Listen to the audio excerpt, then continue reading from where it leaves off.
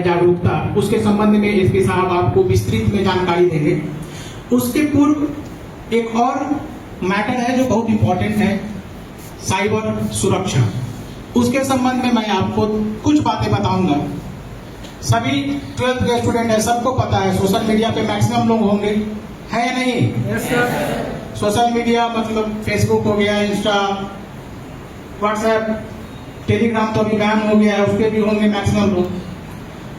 तो ये बहुत वल्नरेबल चीज है, देखने में जितना अच्छा लगता है, आज के परिस्थितियों में, आज के समय में जब एआई का दौर है, तो साइबर जितना बाहर से देखने में बढ़िया लगता है, अंदर अगर उसके देखेंगे उसको आप, तो इसका मिसयूज सबसे ज्यादा हो रहा है आजकल। स्पेशली जो छोटे छोटे बच्चे हैं, जिनको मतलब जो थोड़े से लापरवाह तरीके के हैं, मतलब जिनको पता नहीं है कि कुछ किसी भी चीज को क्लिक कर देना है, किसी भी चीज को फॉलो कर लेना है, किसी की बातों में आके कोई कार्य को कर लेना है, तो ये इससे परेशानियां बहुत बढ़ती हैं।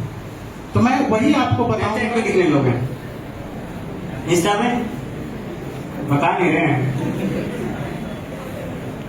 और फेसबुक पे कोई नहीं है, वो पुराने आदमी है, वो पीछे रह। तो इसलिए मैं बोल रहा हूँ कि जो भी प्राइवेसी सेटिंग्स हैं, स्पेशली गर्ल्स के लिए, कि जो किसी भी एप्लीकेशन में जो प्राइवेसी सेटिंग्स जो दी गई हैं, आप उनका एडिक्वेट यूज करिए।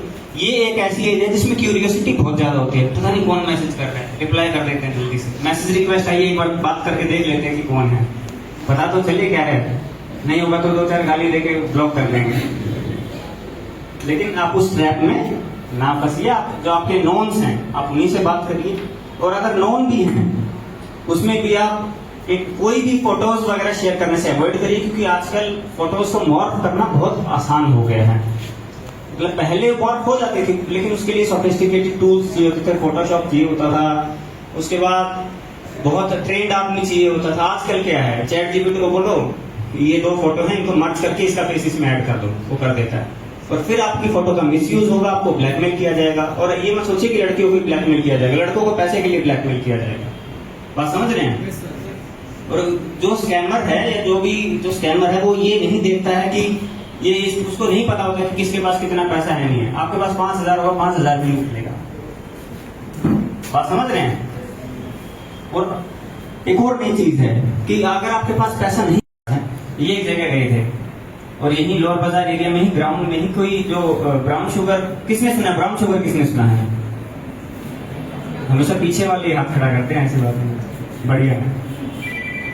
बीएस किसने सुना है? बीएस। गांजा किसने सुना है नाम? गांजा। अरे गजब। और सिगरेट, अल्कोहल तो सबको पता है। कंज्यूम कितने लोग करते हैं? वो कोई नहीं बताएगा। पता तो ले यार, मतलब प्राइवेसी भंग कर दी है सबने काम आए। ठीक है। अगर कोई कंज्यूम करता भी है तो ये सेशन उनके लिए भी, और जो कंज्यूम नहीं करता उनके लिए ज्यादा जरूरी है। ये नशा मुक्ति का सेशन नहीं है, ये अवेयरनेस का है। और अवेयरनेस इसलिए जरूरी है, क्यों जरूरी है अवेयरनेस बताइए? कौन बताएगा? कोई एक बातचीत करके बता सकते हैं मेरे को। मैं पुलिस की वर्दी है, लेकिन मैं आप जैसा ही हूं। बताइए, नशा करना अच्छी चीज है? नहीं। ड्रग्स क्या होती है? ड्रग्स कोई भी ऐसी चीज जिससे हमारी बॉडी में या तो मेंटल चेंज आए या फिजिकल चेंज आए, कुछ वो इफेक्ट करे, वो होती है ड्रग। अब सारी ड्रग खराब होती हैं? नहीं। पैरासीटामोल लेते हैं, वो खराब है? एक्सेस में वो भी खराब है। अगर आप एक्सेस में लेंगे तो लीवर डैमेज कर देंगे, बट लिमिटेड क्वांटिटी में अगर वो कोई फिजिकल या साइकोलॉजिकल चेंज अगर करती है तो वो ड्रग है। मेन हमारा इश्यू कहां आता है? 2 टाइप की ड्रग्स हैं, पहली परमिटेड ड्रग्स और दूसरी नॉन परमिटेड बैन ड्रग्स, जिसपे बैन है। और तीसरी कैटेगरी सब्सटेंसेस, जिसको हम ड्रग्स नहीं बोलते। क्यों? क्योंकि वो ऐसे सब्सटेंस हैं जिसके इफेक्ट्स ऑलमोस्ट हार्मफुल ही होते हैं। उसको बोलते हैं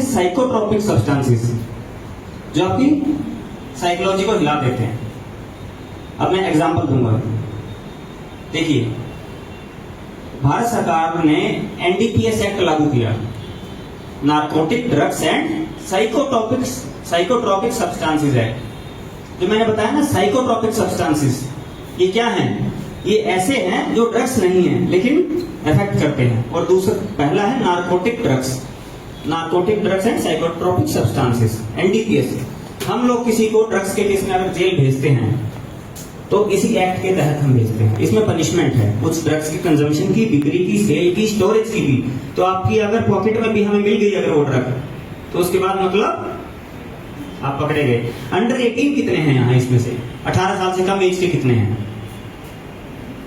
और 18 साल से ज्यादा के सिग्निफिकेंटली लोग 18 साल से ज्यादा के हैं।